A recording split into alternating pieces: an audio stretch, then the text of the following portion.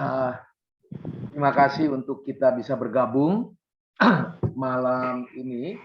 Kita akan membahas satu bagian dari kehidupan seorang planters yang akan nanti kita coba gali di dalam setiap kekayaan perspektif. Mari kita berdoa sekali lagi. Tuhan, bersyukur dan berterima kasih pada malam ini kami akhirnya dipertemukan dengan kesulitan jaringan, dan Tuhan juga memimpin kesibukan kami satu dengan yang lain di bisnis kami, di pekerjaan kami. Tetapi satu prinsip yang utama adalah bagaimana firman-Mu menjadi harta karun dan pusaka di dalam hidup kami.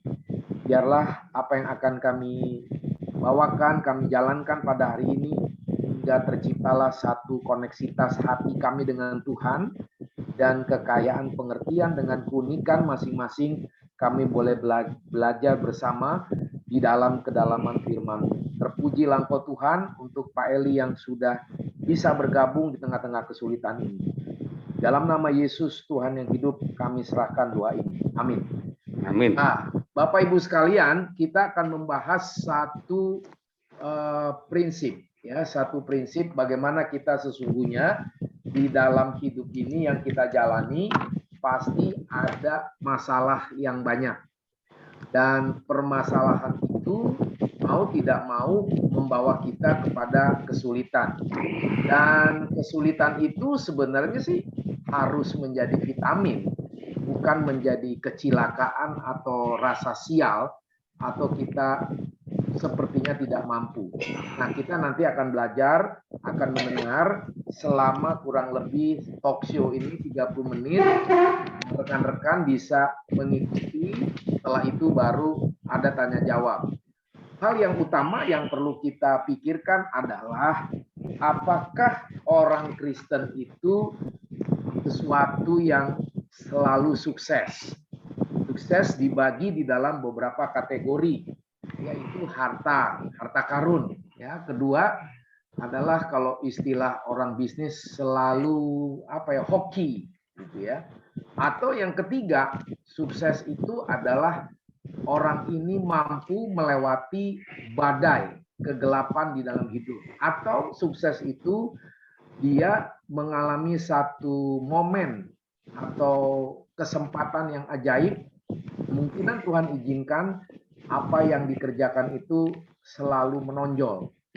Atau yang lain-lain. Menjadi pertanyaan juga, hidup itu pasti ada pergumulan. Hidup itu juga pasti ada tantangan. Hidup itu juga pasti banyak penolakan. Dan hidup itu juga membawa kepada kepalsuan. Untuk bagaimana dia bisa sukses, bagaimana dia bisa berhasil. Ya, kepalsuan macam-macam. Kepalsuan dia menipu, kepalsuan dia berbohong, tapi dia bisa minta ampun kepada Tuhan di gereja masing-masing. Ya, jadi banyak sekali di gereja kita masing-masing orang yang berkarakter, berkategori Yudas Iskariot juga banyak. Ya, penjilat atasannya, atau dekat dengan hamba Tuhan tapi penipu ulung, atau seperti Herodes, arogan gitu ya, jahat tapi super cerdas. Kenapa cerdasnya? Mungkin ada yang nggak tahu. Raja Herodes itulah yang membangun bait Allah setelah bait Allah itu dirobohkan di dalam zaman Raja Salomo. Jadi waktu itu di dalam eranya satu nabi dia harus balik ke Yerusalem. Kita bisa ingat kan nabi siapa itu di zaman Esra dan juga Nehemia, dua nabi itu. Jadi Raja Herodes itu adalah one of the greatest arsitektur. Jadi arsitektur yang paling hebat, yang paling luar biasa dia bisa membangun itu. Nah, Herodes mempunyai arogansi dan juga kebodohan. Atau juga banyak orang seperti Pilatus. Ya, seperti Pilatus dia cuci tangan. Ya, pokoknya dia mau beres, dia mau tidak bertanggung jawab. Nah, tipe-tipe Pilatus juga banyak melanda di pemerintahan, di keluarga, di bisnis, bahkan di pelayanan. Atau yang keempat yang sering kali saya ceramah, tidak hanya Yudas Iskariot, Pilatus, tidak hanya Herodes, yang keempat Firaun. Ya, dengan kekayaannya dia membanggakan dirinya, dan dia bisa seolah-olah membereskan. Nah, malam ini kita akan elaborasi dulu di dalam apa yang dijalankan oleh Pak Eli. Nah, Pak Eli, yang pertama, tolong di-sharekan kepada kita semua, apa sih yang menjadi pergumulan hidup seorang planter, seorang pengusaha kelapa sawit? Apakah itu saingan? Apakah kita ditipu dari orang dalam? Apakah ada hama, binatang buas, dan segala macam? Pergumulan apa sih sesungguhnya sebagai seorang planter? Silakan, Pak Eli. Ya, terima kasih Coach untuk kesempatan malam hari ini dalam acara Aeropagus. Ini ceritanya dari hati ke hati, ya kan? Pengalaman seorang planter. Ketika kita selesai dari pendidikan, otomatis kan kita memiliki dasar pendidikan S1 pertanian. Kita terjun di dunia tanaman sawit ini semenjak tahun 1995. 1995 kita mulai dari hutan asli. Kenapa? Kita awalnya berada di ibu kota, tiba-tiba masuk hutan yang namanya hutan. Suasananya asing lah bagi kita. Kenapa asing? Pasti beda iklimnya. Walaupun sebenarnya pertanian itu dunia kerjanya kan di hutan, apalagi kita dari S1 pertanian perkebunan. Kita awali itu semua dari nol. Kita buka itu kebun itu, otomatis jauh dari keluarga, jauh dari komunikasi saat itu tidak ada. Yang bisa kita pakai pada saat itu hanya pager. Pager mungkin itu pun mesti kita naikkan antena. TV itu nggak bisa, melewati satu malam itu seperti gimana ya rasanya. Kalau udah jam 6 sore sampai jam 6 pagi, karena TV juga nggak bisa, hilang dari segala yang namanya jaringan. Tetapi itu bisa kita lewati, 1 tahun kita mengadaptasi. Otomatis ketika kita membuka lahan ini, banyak tantangan, apalagi di gambut. Karena kalau kita buka, nggak bisa 1 kali 2 kali langsung jadi, sampai 5 kali, karena musim kemarau. Di gambut sangat rawan dengan kebakaran. Kita sudah alami itu kebakaran, kita buka sekian hektar lagi belas hilang, habis. Belum lagi hama tikus, belum lagi ya kalau namanya binatang buas pasti ada Bos. Seringnya kita ketemu sama harimau, seringnya kita ketemu sama ular, seringnya kita binatang-binatang berbuas lah. Tetapi yang saya alami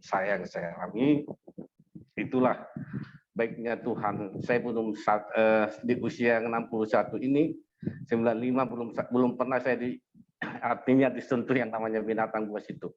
Kalau kalajengking ya bisa dikatakan ukuran 1 meter atau ukuran 10-20 cm lah kalajengking. Wah, kalau kita digigitnya itu kurasa udah panas dingin kita. Jadi ular, jadi seperti itulah baiknya Tuhan itu. Kalau kesulitan pasti ada kesulitan, Bos. Karena dari segi investasi, kalau menanam di darat sama di gambut. Kalau di gambut katakan 1 hektar itu 100.000 per hektar katakan. Kalau di gambut itu 300.000 sampai 3 kali lipat. BIP-nya, break even point-nya mungkin di gambut di darat bisa hanya 10 tahun. Kalau di gambut bisa kita lebih 15 tahun baru bisa kita BIP. Baru balik modal kita. Di situ yang kita lihat, kita awali memang ya jungkir balik pasti. Jauh dari keluarga pasti, tersedot dengan anggaran pasti. Tetapi karena kita sudah punya niat sesuai dengan garis talenta yang disiplin ilmu yang kita miliki, dan tekad kita bahwa inilah dunia kerja saya. Saya hadapi aja, Bos. Penuh sukacita, mandi di air gambut, minum dari air gambut. Kalau di air gambut, artinya warnanya nggak usah pakai bubuk teh lagi, sudah warna bubuk teh. Itu diminum, itu dimandikan, itu untuk dicuci. Jadi ya kita lewatilah. Makanya ketika saya ada di gambut ini, gigi saya habis semua, Kos. Habis gigi saya semua. Makanya saya ompong pada saat itu, itulah rapuhnya. Tapi saya nikmati aja lah. Makanya saya banyak pakai gigi palsu di situ. Karena itu saya konsumsi. Tapi puji Tuhan sampai sekarang saya masih sehat. Masih sehat. Itu yang saya alami. Ya, kalau di tengah-tengah pergumulan, di tengah-tengah kesedihan, tetapi nggak mungkin saya bersedih karena saya sudah diutus Tuhan ke sana. Walaupun dalam perjalanan hidup kami sebagai seorang yang hidup dalam Tuhan, dalam dunia pekerjaan pasti ada jatuh bangunnya, Kos. Itu dulu, Kos. Kalau kerugian pasti banyak kerugian, pasti banyak. Sebagai seorang pemilik dari kelapa sawit, pernah nggak Pak Eli merasa frustasi dan jenuh selama hampir 30 tahun ini? Bagaimana Pak Eli menghadapinya? Kalau jenuh pasti, Kos. Karena gini, saya katakan tadi, Tuhan kalau sampai 15 tahun saya balik modal, sementara maksimalnya kan 30 tahun baru produk kita tanaman ini. Berarti 15 tahun, hanya 15 tahun saya menikmati keuntungan. Sementara keuntungan itu nggak mungkin fluktuatif kan, sesuai dengan harga. Kita kan ditentukan harga, Kos. Harga TBS, apalagi sekarang baru-baru ini sangat jatuh sekali. Ya saya katakan sama istri sama keluarga, kalau saya sudah ada di sini, nggak mungkin lagi saya mundur. Seperti apapun keadaan ini harus kita hadapi bersama. Karena kebakaran udah pernah, Kos. 10 hektar habis. Kalau dihitung-hitung 10 hektar itu sudah banyak investasi yang kita tanam. 1 hektar di gambut habis mencapai 10 juta, Kos, membukanya. 1 hektar 10 juta pada saat itu ya.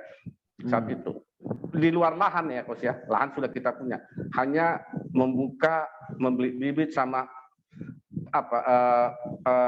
pengolahan apalah yang namanya pemeliharaan tanaman.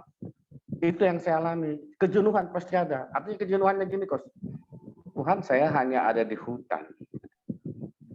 Saya hanya ada di hutan, mendapatkan kalau udah jam 6 sore suasana seperti itu saya nikmati, Kos. Saya bersyukur sama Tuhan.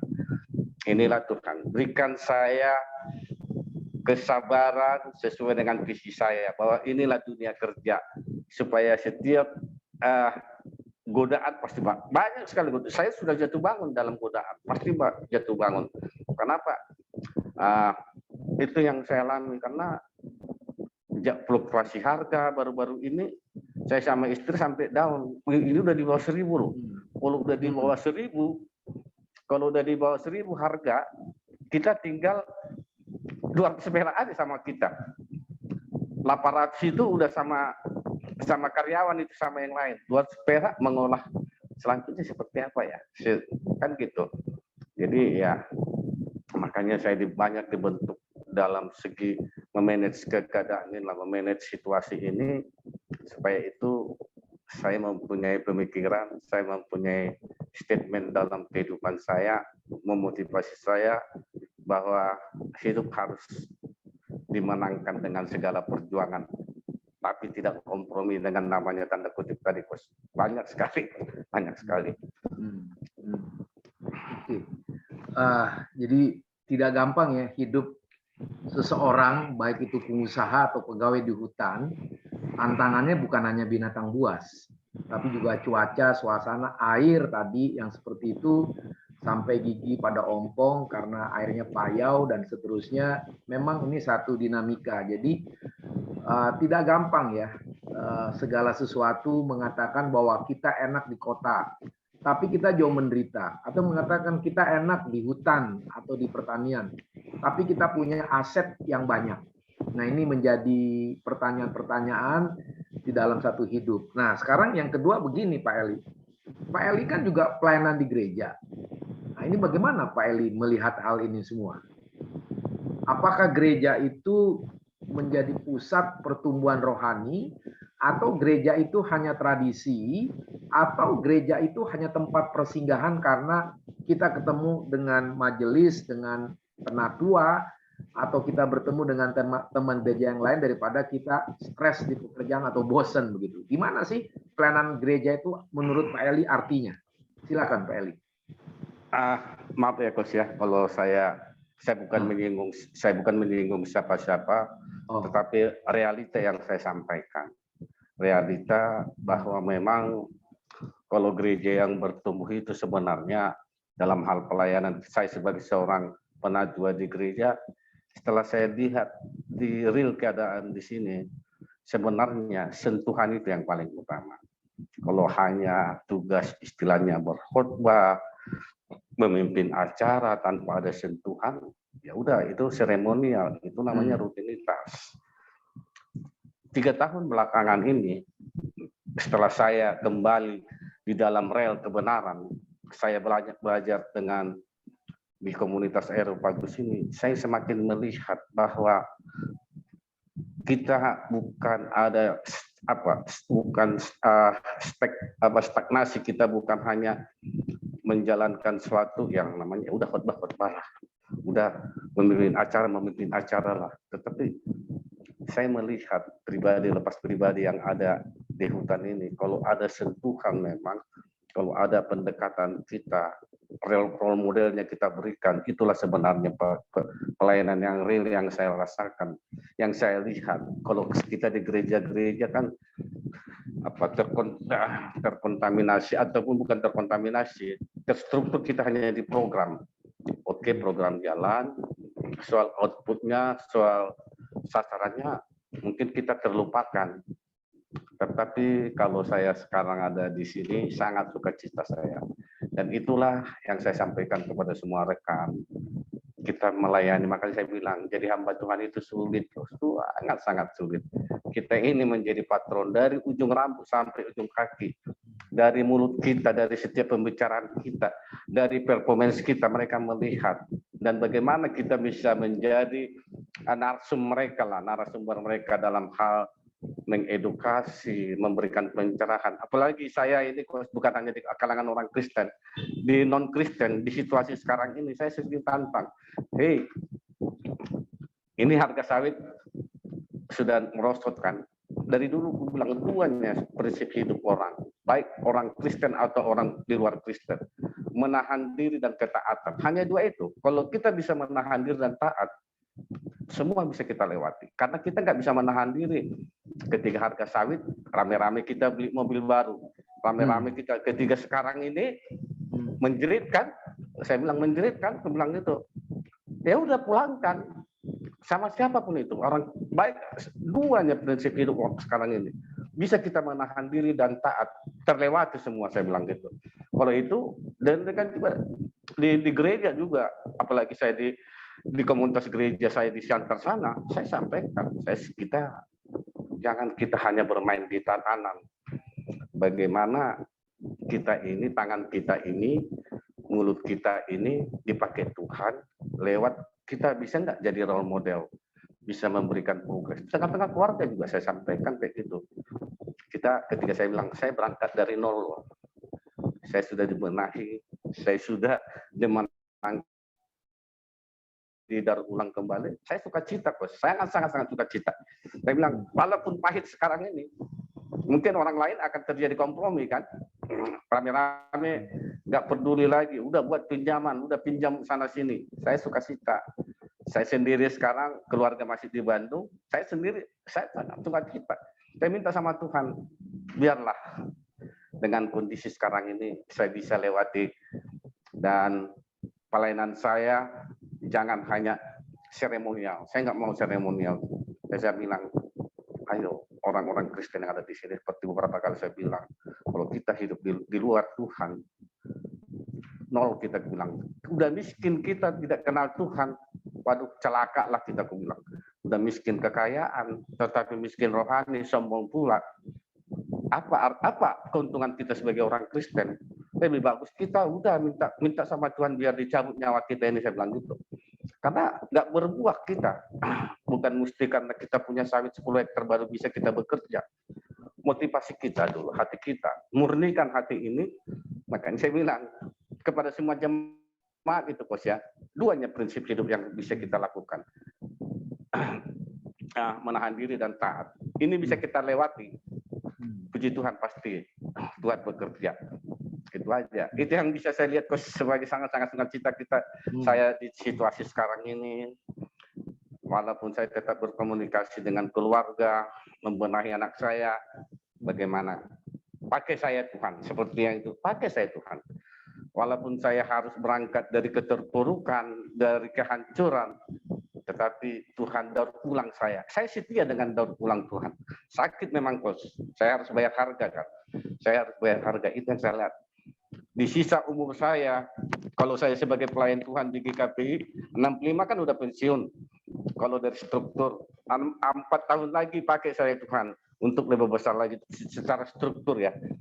Bisa saya di mana-mana dipakai di tengah-tengah keluarga, biar bisa Tuhan perhitungkan umur saya, pelayanan saya, di profesi saya menjadi teman sekerja Tuhan.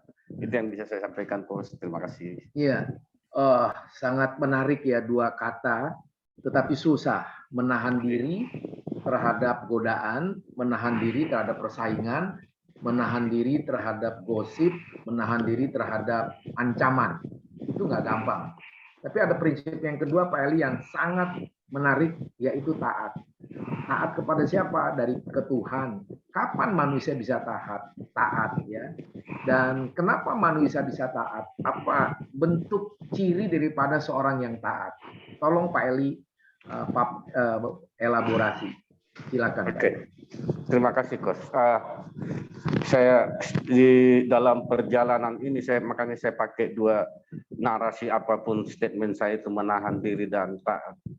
Saya alami secara pribadi, Coach. Setelah saya jatuh bangun, setelah saya harus begini sampai saya harus masuk ke dalam satu ranah hukum, berarti karena saya nggak bisa melihat kondisi yang ada di sana, saya terkontaminasi, saya hilang warna. Katakan saya banyak berbohong sama Tuhan. Saya pakai jabatan saya, tapi saya bersandiwara di hadapan Tuhan. Seperti di awal mula tadi Coach bilang kan itu tadi. Tuhan, saya sebagai pelayan Tuhan, tapi yang saya kerjakan bukan seorang pelayan Tuhan. Rupanya ada yang Tuhan tuntut dari saya. Dari situ saya belajar menahan diri dari cercaan orang, dari misalnya ajakan bisnis yang mungkin tanda kutip kompromi, kan itu kita siapapun sih kan ingin cepat kita, tapi saya nggak mau instan. Orang kan mau instan di kesulitan sekarang ini. Di situ saya lihat, saya baca lagi kebenaran firman Tuhan, bagaimana para murid Tuhan, para orang-orang yang ada di Alkitab bisa melihat. Memang tidak gampang, Coach, tapi itulah yang namanya yang selalu saya dengar atau saya belajar, bagaimana saya harus diproses, diprogres dan dipurpose. Itu yang benar-benar saya dibentuk. Tuhan, saya harus menahan diri. Karena saya nggak sadar, Coach ya. Tuhan, di sana kawan saya, walaupun kesulitan di sini bisa ya Tuhan ya. Tapi Tuhan katakan, bisikan Tuhan, statement yang kau lakukan. Ketika kau sudah mau saya daur ulang, mau nggak kau arahkan hatimu kepada titik itu tadi? Apakah kau mau kembali kepada jalan sesuatu di luar kehendak? Ada, itu selalu bergeming di hati saya.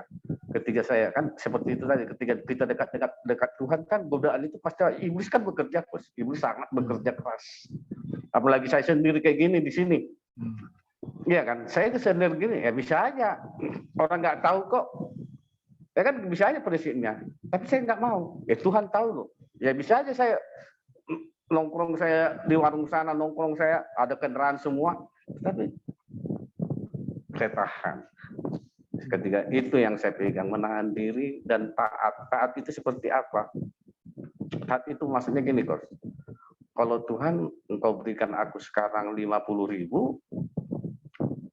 bagaimana aku menggunakan 50.000 itu dengan baik? Apakah aku harus menggerutu di dalam hati atau gimana? Ya kan, menaati sebenarnya bukan seperti retorika. kebenaran firman-Mu itu menjamah kehidupanku. Taat aja aku, sama seperti kalau kita, kenapa aku harus bilang sama karyawan, ikuti aturan saya, patuh, taat, saya sendiri nggak taat, nonsen kan. Jadi harus saya lakukan. Saya contoh gini, saya masuk lapangan jam 8, saya sebelum jam 8 harus saya di lapangan. Itu kan bahagian sangat sederhana dari ketaatan itu sendiri kan gitu. Jangan saya cerita tentang segala sesuatu, tetapi saya tidak mengerjakannya. Ketaatan itu memang itu bukan artinya menjelma begitu aja, tetapi didorong dari hati, roh kita bekerja. Itulah doa kita. Karena sampai sekarang itu saya lakukan, Bro. Walaupun pasti banyak sekali. Apalagi masih saya enggak ditarik ke belakang seperti yang dulu lagi. Saya enggak mau kan gitu. Saya kan harus melihat ke depan. Saya harus berlari ke depan. Saya enggak mau menoleh ke belakang lagi. Saya harus menoleh ke depan. Kau taat, menahan diri, pasti kau bisa kau lawan. Itu aja yang menjadi memotivasi saya sehingga saya bisa ya selalu sehat. Karena puji Tuhan sampai sekarang yang namanya satu penyakit belum ada yang serius dalam tubuh saya. Itu mungkin yang selalu sama istri, sama keluarga juga. Kita dua ini aja ya, saya bilang gitu. Sama dengan kasus sekarang ini, saya bilang kayak gitu. Kalau bisa mereka bisa menahan diri, tidak akan terjadi pembunuhan. Kalau bisa menahan diri istri seorang jenderal, tidak akan terjadi yang namanya. Itu aja, menahan diri ini loh. Ini memang bukan gampang, tetapi harus dari diri kita. Jangan kita berkata menahan diri, tapi kita nggak bisa menahan diri. Menahan diri artinya bukan emosional. Itu aja, satu hal. Menahan diri bukan emosional. Ketaatan juga bukan emosional. Itu kalau kita meminta, perbaharui saya Tuhan. Baharui hidup saya. Itu aja prinsipnya. Walaupun kan saya bilang tadi, Coach, saya bayar harga loh, Coach. Jadi ketika saya bayar harga yang dari segala saya terjungkir balik, terpuruk, berarti Tuhan mengajar saya untuk bisa menahan diri. Menahan diri. Saya kalau dari emosional, saya orangnya temperamen sekali, Coach. Temperamen sekali. Tetapi kadang-kadang istri pun bingung, mana temperamenmu, mana suaramu yang kuat itu. Kan kayak gitu. Artinya kan seperti itu. Kesabaran pun tidak ada.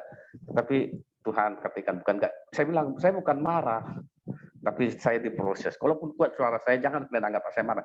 Tetapi jangan ajak saya. Saya tidak akan memarah emosi yang tak ada hasilnya. Karena saya bilang kalau emosi kita kerjakan dengan emosi tidak akan ada hasilnya. Demikian juga halnya ketika saya harus belajar membimbing anak-anak ini. Sebagaimana saya bilang bahasa saya itu harus bahasa humanis. Itulah bagian dari menahan diri tadi. Humanis, saya harus bisa humanis, bisa menjadi menyuarakan yang namanya kelemah lembutan itu tadi. Kelemah lembutan kan bukan istilahnya seperti yang dipaksakan, kan bukan jaim. Ini bukan jaim. Bisa aja orang lemah lembut karena jaim kan. Saya nggak mau jaim. Apa adanya. Seperti inilah saya. Saya harus katakan, saya harus bisa menahan diri. Itu dekat saya. Itu yang saya sampaikan sama Tuhan. Mampukan saya Tuhan. Dua prinsip ini akan saya lakukan, menahan diri dan taat. Itu, Coach. Terima kasih, Coach. Puji Tuhan ya, luar biasa. Pak Eli yang senior digembleng sama binatang buas, digembleng di hutan, tapi didaur ulang tajam sekali dari hulu ke hilir oleh tangan Tuhan, the invisible hand, dan juga ada kekuatan written in the Bible itself and talk to directly ke Pak Eli. Jadi ini kunci yang sangat baik dan tidak gampang. Kita semua harus ingat dua perkataan Pak Eli. Saya aja tadi terus menghafal dan mencoba menghidupi tahan diri, TD. Tahan diri itu bukan suatu teori atau pengalaman. Tapi tahan diri adalah fakta, kita memang dibentuk oleh Tuhan karena menjadi manusia baru. Manusia baru perlu dipretelin satu-satu dan diperbaiki, dilas ulang, dan dikasih oli, lubrikasi, dan juga dikasih cahaya seperti lampu menerangi kegelapan. Itu namanya kita tahan diri. Karena gempuran kegelapan itu sangat luar biasa. Dari yang ganas sampai yang sangat lembut. Itu yang menjadi PR kita seumur hidup. Yang kedua, tahan diri yang pertama. Yang kedua, taat. Jadi ketaatan itu satu kunci yang saya sebut dari awal, sukses. Jadi sukses itu bukan berapa ratus miliar kita punya. Atau berapa ratus hektar yang kita punya sebagai properti, rumahkah, tanahkah, dan lain sebagainya. Ya, tetapi hal yang utama adalah taat. Karena kita baca firman Tuhan setiap hari. Jadi baca firman Tuhan itu bukan karena kita sakit keras, kita mau mati, karena kita bangkrut, karena kita ditipu, baru cari Tuhan. Itu bukan taat. Berarti kita sedang mengolok-olok Tuhan, sedang menghina Tuhan. Jadi Bapak, Ibu, dan teman-teman ingat saja TDT, tahan diri sama dengan taat. Itu adalah aset anak-anak Tuhan atau murid Tuhan yang berkualitas sorgawi. Atau istilah di dalam bahasa teologi adalah apa istilah bahasa Inggris, kok saya jadi lupa. Kita menikmati sesuatu yang kekal itu di depan mata kita, yang ada di dalam hati kita, dan itu diajar oleh firman Tuhan itu setiap hari. Jadi terima kasih Pak Eli sudah kasih contoh yang sangat brilian dalam hal ini adalah cinta kasih Tuhan. Dan cinta kasih Tuhan itulah yang memungkinkan kita semua, tidak hanya Pak Eli. Pak Eli, kalau saya pribadi aja seperti Pak Eli pasti nggak mampu. Di hutan 30 tahun ada binatang buas. Ya, bersyukur belum kena sama binatang buas, tapi secara alami mungkin binatang buas sudah pindah ke area atau sudah mati. Tapi yang kecil mungkin ular piton, ular apa begitu ya. Dan suasana tadi kalajengking, belum lagi anak buahnya, belum lagi gereja yang didirikan sama Pak Eli di sana untuk beribadah, dan Pak Eli sebagai penatua dan juga terkadang kasih renungan. Kalau saya dengar dari Pak Eli ceritanya itu dari kota ke tempat itu, waduh jauh sekali. Lalu dari rumah di mana dekat hutan itu hampir 20 km, itu pun juga belum diaspal. Jadi kalau hujan, waduh hancur lebur. Nah ini satu perjuangan murid. Ya, murid Tuhan itu memang baru teruji kalau kita di tengah penderitaan. Murid Tuhan itu akan menjadi emas atau berlian yang berharga tinggi, tidak pernah turun nilainya karena ada cahaya yang menerangi. Semakin dirusak oleh kejahatan, semakin cinta kasih Tuhan tidak pernah luntur. Nah, saya berterima kasih ke Pak Eli sebelum ada tanya jawab dari rekan-rekan yang hadir. Kita juga harus mengingatkan keluarga kita, karena keluarga itu pusaka yang utama, dan keluarga itu menjadi satu tuntutan moral sebagai murid Tuhan di gereja kita masing-masing. Karena keluarga adalah gereja kecil yang Tuhan tahbiskan di dalam perkawinan. Sehingga keluarga itu dengan rumah tangga yang kecil kah, yang sedang, yang besar, it doesn't matters. Ya, itu bukan menjadi satu problem. Tetapi keluarga adalah satu pusaka yang harusnya tidak turun nilainya. Dan yang kedua, sebelum teman-teman bertanya, bahwa kehidupan kekristenan itu harus menjadi role model. Kalau menjadi role model, berat sekali. Kenapa berat? Karena banyak orang yang cemburu. Kenapa orang ini diberkati Tuhan? Kenapa saya tidak? Kenapa orang ini di tengah gunjingan segala macam yang dihadapi, dia tidak merosot moralnya, dan dia tidak mau menjadi seperti istri Lot, tiang garam, karena melihat ke belakang. Pak Eli tadi ada kalimat, lihat ke depan, lari ke depan. Itu adalah orang yang dipenuhi roh. Kalau dipenuhi roh, ada kelegaan batin, jiwa dari seseorang yang mengalami kesulitan. Nah, jadi terima kasih Pak Eli yang sudah begitu jujur, begitu baik, apa adanya. Di tengah-tengah pergumulan, di tengah kesulitan, kita juga ada kesulitan, ada pergumulan. Tetapi bagaimana kualitas hidup kita bisa dijaga oleh roh Tuhan. Nah, saya berharap siapa yang mau bertanya, sekarang giliran teman-teman untuk bertanya. Dipersilahkan.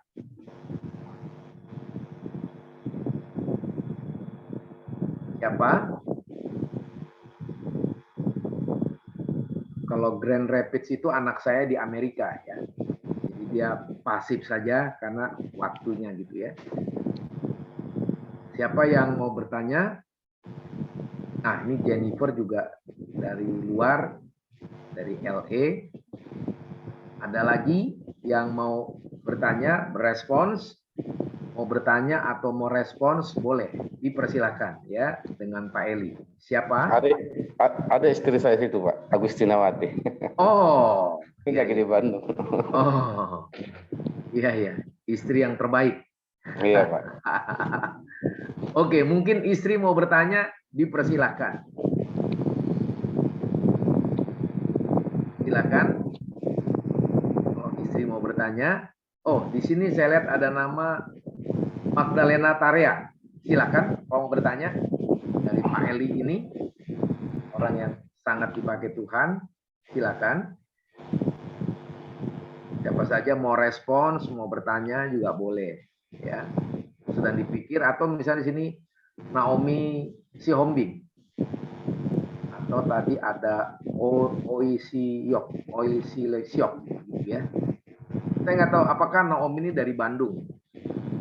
Ada dari ini sedikit saja sepupu saya, suaminya sudah meninggal kemarin itu, istrinya ya Mariana Pitupulu, suami almarhum silakan. Jadi karena saya sebagai tulang, sebagai om yang kandung dari Tobing, jadi ikut rapat adat 2 hari yang lalu ya, malam gitu ya, Martonggo Raja istilahnya. Lalu acara adatnya besoknya gitu ya, sambil kita mengulosi memberikan ulos dan nari-nari tortor yang normal gitu ya, suasana sedih, suasana sukacita, tapi yang utama saya ketemu masa-masa kecil dari keluarga itu yang kita berpisah puluhan tahun.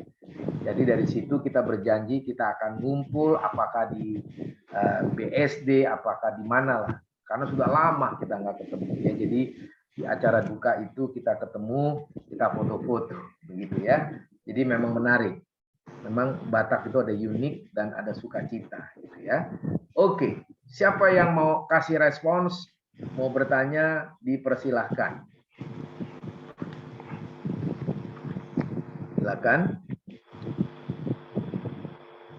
Ya, jadi acara ini setiap 2 minggu, ini sebagai informasi saja.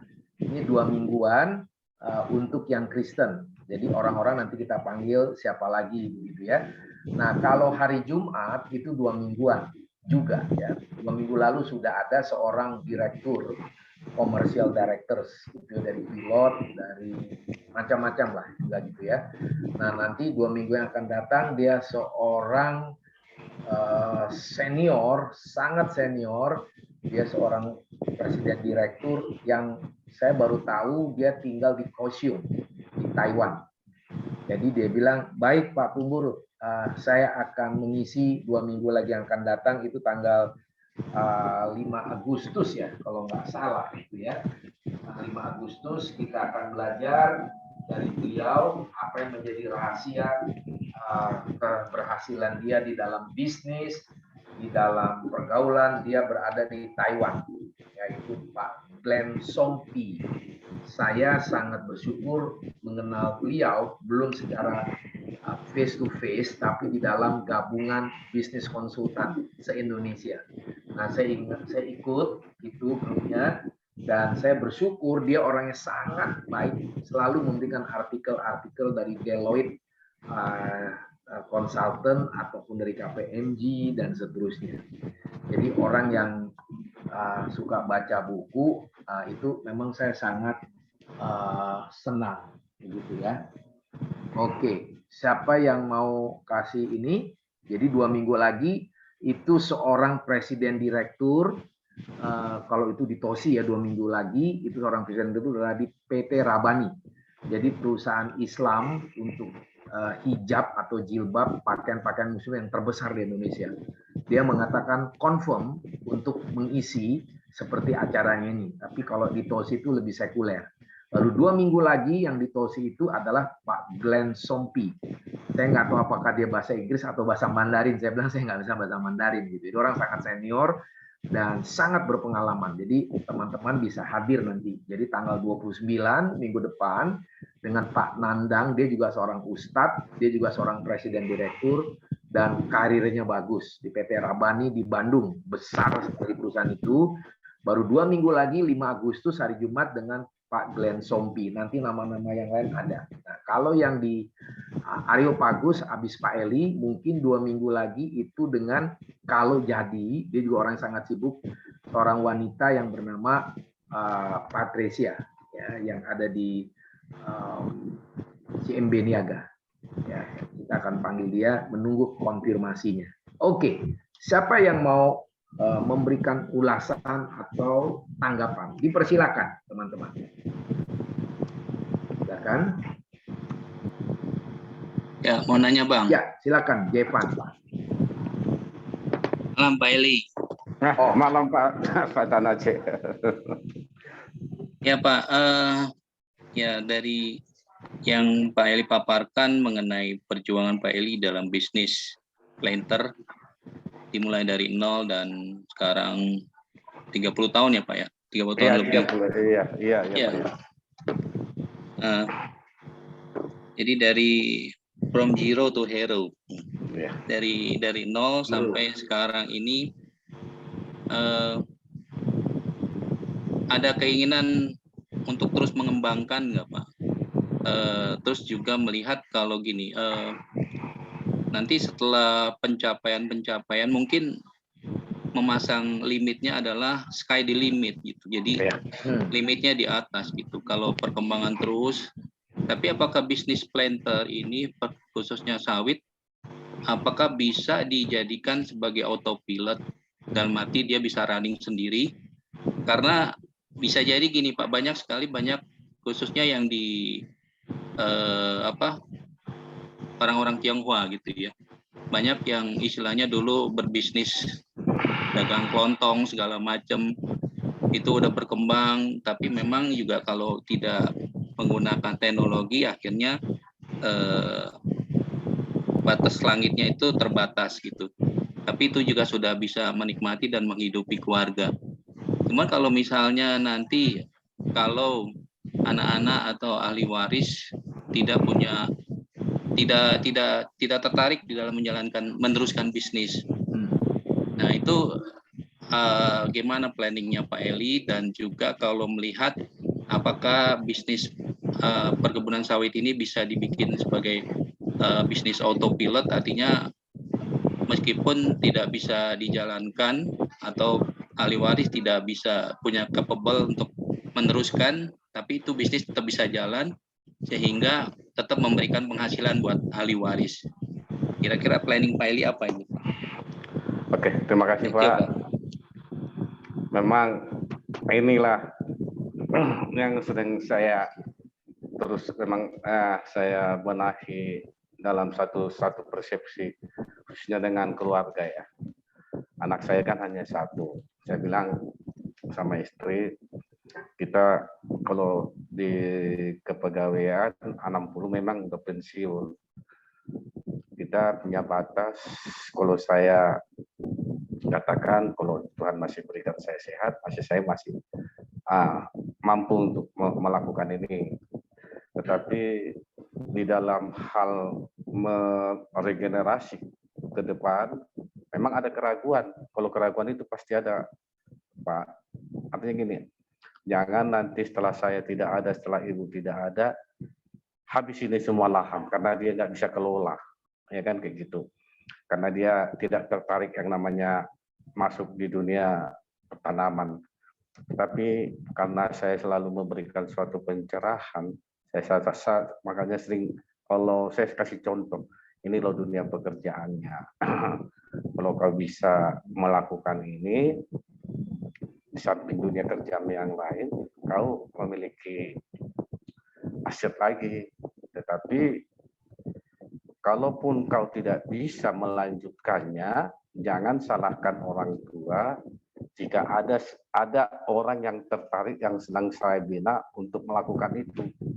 Kan kayak gitu. Mungkin terjadi bagi hasil antara kau dengan yang saya percayakan itu tadi, kan kayak gitu. Karena saya bilang, saya motivasi.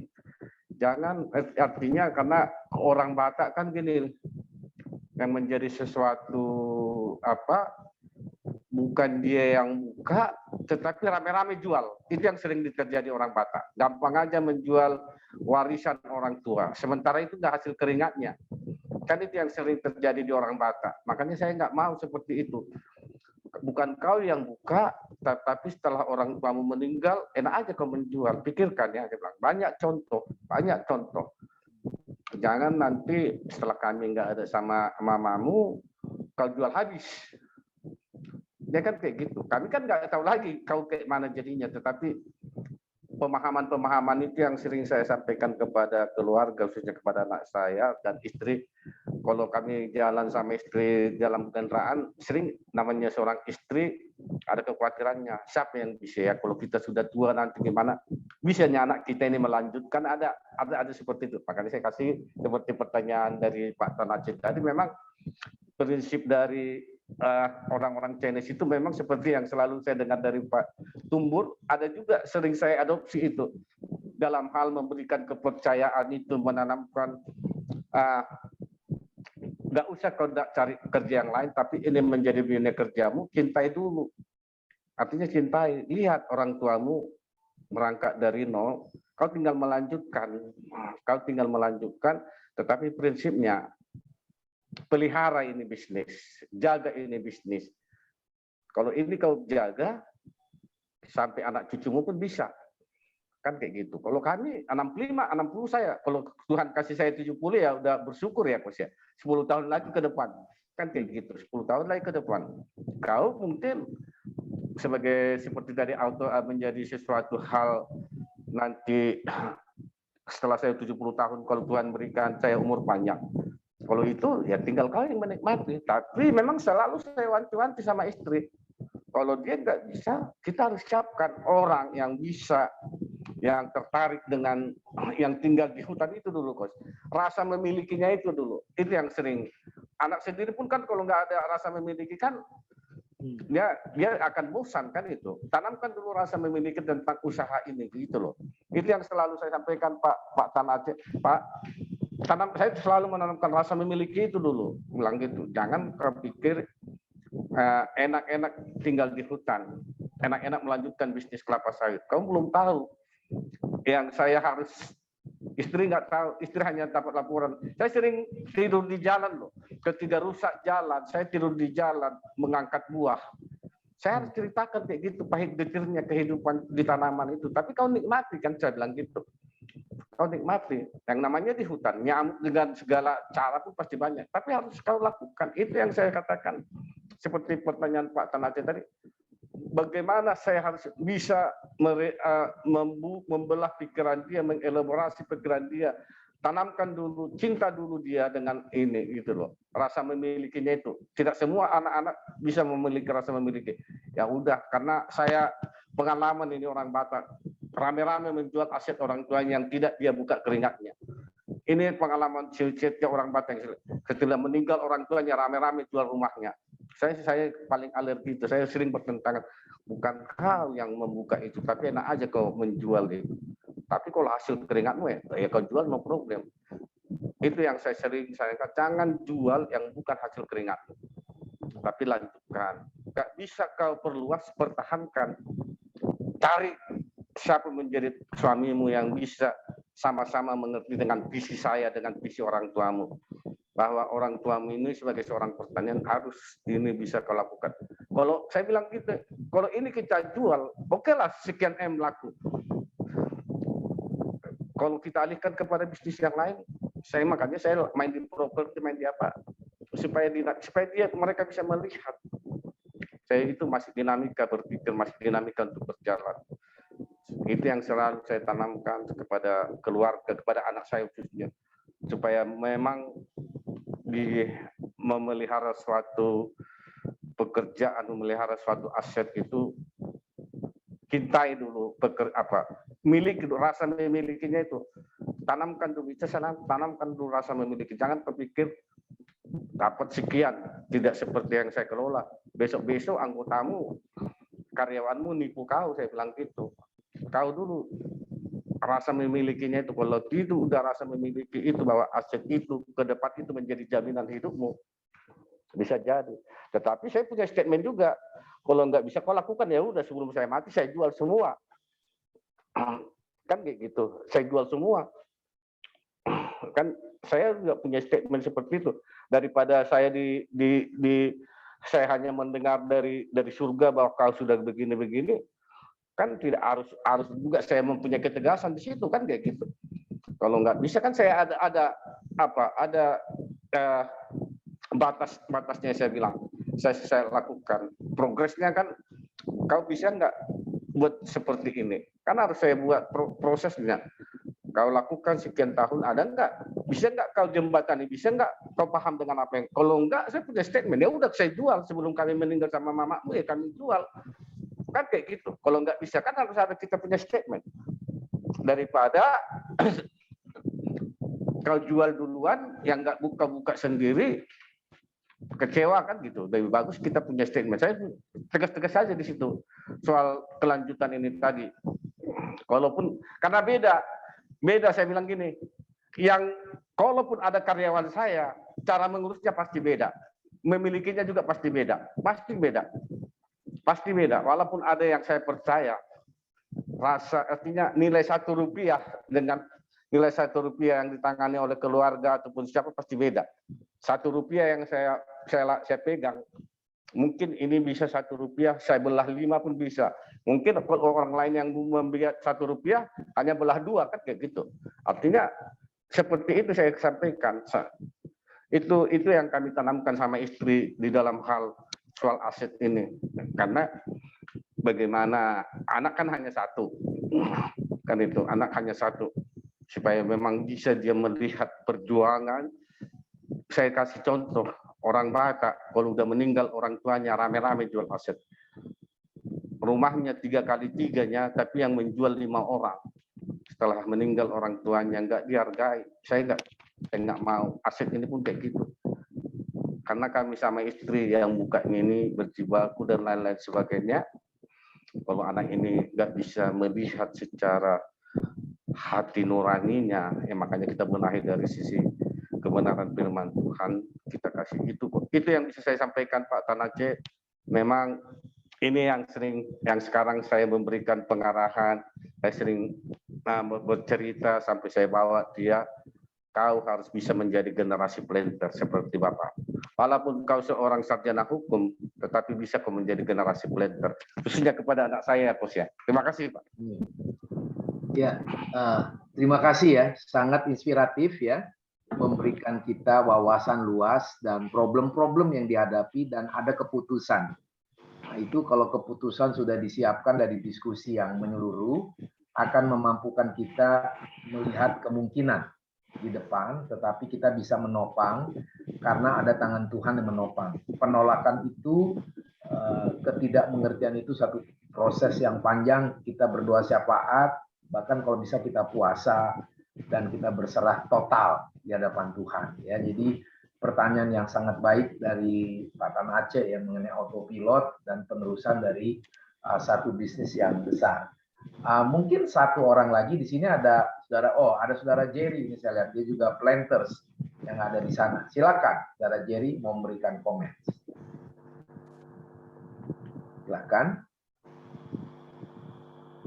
Saya nyimak dulu Pak. Oh, nyimak dulu ya. Iya, terima kasih. Iya. Ini pesaing dari Pak Eli, dari semua orang kir ya. Dia kreatif, saya lihat Pak. Ada sekarang alat transportnya yang dia ciptakan. Saya sering lihat dia punya Pak. Bagus juga ide dia. Iya Bagus Pak. ide. Bagus. Terobosan tuh. Bagus, itu, bagus. Pak. Senang saya lihatnya. Ya, kreatif. Kreatif orangnya Pak. Kreatif. Ya. Karena Pak Eli kalau kita beli quick kan harganya minimal 70 Waduh, juta. Makanya seperti yang sering kita dengar dari Pak Tumur, kan kita diajarikan personal branding kita itu kan harus kuat. Iya. Iya Pak, benar Pak. Iya ya.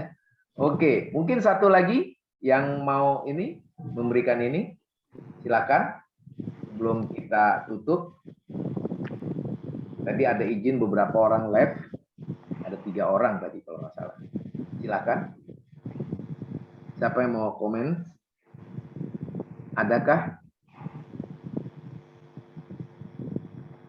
Belum ada ya. Jadi jangan lupa 2 minggu lagi acara Areopagus mungkin dengan Patricia, seorang senior vice president di CMB Niaga, atau Jumat minggu depan akan ada Tosi Table Talk dengan Presiden Direktur PT Rabani, untuk perusahaan pakaian muslim yang ada di Bandung. Ya, itu untuk Jumat depan. Oke, kalau tidak ada, saya menyerahkan, saya berterima kasih dulu Pak Eli yang sudah sangat baik sekali, inspiratif sebagai planters di hutan loh.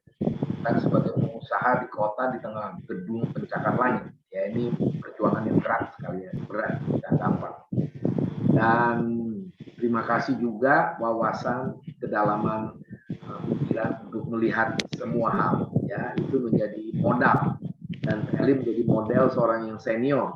Ingat tadi teman-teman, dia mengatakan sekitar umur 61, 62. Pensiun di gereja itu 65. Dia juga seorang penatua.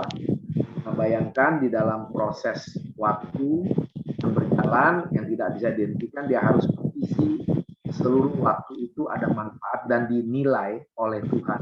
Dan penilaian Tuhan itu tidak akan pernah salah. Maka kita tidak boleh ngomel kepada Tuhan atau marah-marah kepada Tuhan. Itu sangat tidak benar. Ya. Jadi Pak Eli sudah sangat baik memberikannya, kami berterima kasih. Dan doa tutup, saya minta siapa ini mungkin, ada Saudara Marcel. Silakan Saudara Marcel untuk menutup di dalam doa.